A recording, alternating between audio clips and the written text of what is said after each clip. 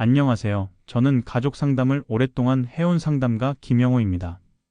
오늘은 시청자분들이 가장 많이 물어보시는 주제, 바로 며느리와 사이좋게 지내는 방법에 대해 이야기 나눠보겠습니다. 혹시 이런 경험 있으신가요? 며느리랑 밥을 먹다가 아니면 손주 얘기를 하다가 괜히 한마디 했는데 갑자기 분위기가 싸해지는 겁니다. 내가 나쁘게 하려는 말은 아니었는데 며느리 얼굴이 굳어지고 그 뒤로 대화가 끊기는 상황.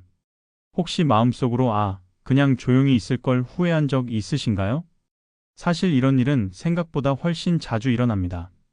제 상담실에도 비슷한 고민으로 오시는 분들이 정말 많습니다. 왜 이런 일이 생길까요? 그 이유는 단순합니다. 시어머니가 하는 말의 의도와 며느리가 받아들이는 느낌이 다르기 때문입니다. 우리는 경험을 나누고 싶어서 또는 도와주고 싶어서 하는 말인데 며느리 입장에서는 간섭, 비교, 비난으로 들릴 수 있는 겁니다. 그래서 오늘은 며느리와 사이좋게 지내려면 꼭 빼야 하는 말, 그리고 그걸 대신할 수 있는 따뜻한 표현법을 알려드리겠습니다. 제가 오랜 상담 경험에서 정리한 며느리 갈등 유발 발언, 흔히 나오는 5가지가 있습니다. 첫 번째는 우리 때는 다 그렇게 했다라는 말입니다.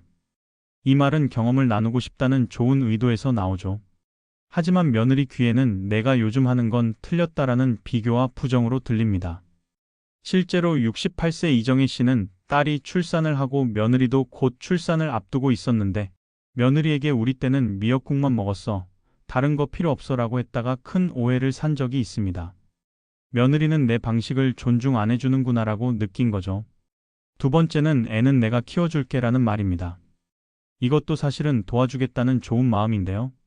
그런데 며느리 입장에서는 내 양육 방식을 무시하는구나, 혹은 시어머니가 내 삶을 다 가져가려 하시는구나로 받아들일 수 있습니다.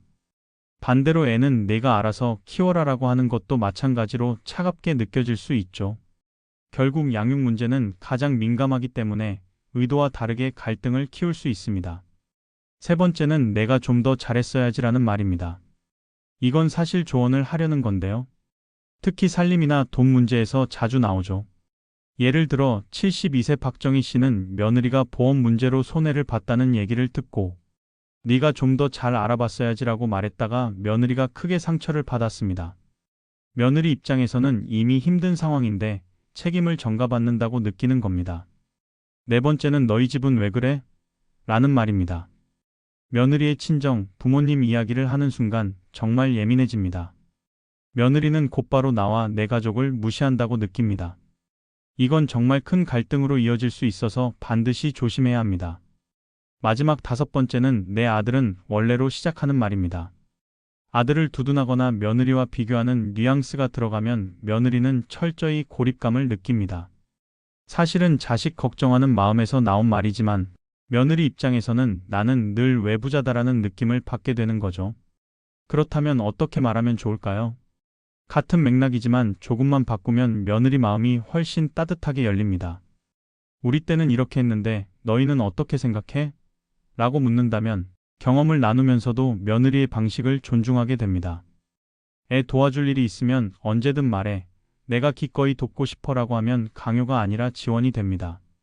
내 덕분에 아들이 든든하다라고 말하면 며느리는 큰 인정과 존중을 느끼게 됩니다. 실제로 제 상담실에 오셨던 70세 김순자 씨는 며느리와 늘 자잘한 갈등이 있었는데 말투를 바꾸는 것만으로 큰 변화를 경험하셨습니다. 예전에는 왜 그렇게 하니? 라고 하던 걸 그렇게 하는 이유가 있구나. 좀 더 알려줄래? 로 바꿨습니다. 단 한 달 만에 며느리가 먼저 전화도 하고 같이 나들이 가자는 제안도 하게 되었다고 합니다. 작은 차이가 관계를 완전히 달라지게 만든 겁니다. 여기서 중요한 건 며느리와의 관계에서 누가 유리하고 불리한지가 아니라 결국 이익은 시어머니 본인에게 돌아온다는 사실입니다. 갈등이 줄어들면 아들과의 관계도 좋아지고 손주도 더 자주 보게 됩니다. 반대로 갈등이 심해지면 가족 모임도 줄어들고 외로움이 커지죠. 결국 말 한마디가 본인의 행복에도 직접적인 영향을 주는 겁니다. 오늘 말씀드린 방법은 크게 어렵지 않습니다. 누구나 당장 실천할 수 있어요. 가족관계라는 게 법률 제도처럼 서류가 필요한 건 아니지만 저는 마음가짐이 일종의 서류라고 생각합니다. 상대방을 존중하겠다는 작은 다짐, 이게 바로 실행 절차의 첫걸음입니다. 마지막으로 전문가 팁을 하나 드리자면, 대화할 때는 왜라는 질문보다 어떻게라는 질문을 하시는 게 훨씬 좋습니다. 왜 그렇게 했어? 라고 하면 곧바로 방어가 생깁니다. 대신 어떻게 하게 된 거야? 라고 묻는다면 며느리는 설명하고 싶은 마음이 생기죠. 같은 질문인데 결과는 완전히 달라집니다. 정리하자면 며느리와 좋은 관계를 만들고 싶으시다면 비교, 간섭, 편들기가 들어간 말만 빼도 됩니다. 대신 존중과 인정이 담긴 말 한마디를 더해보세요.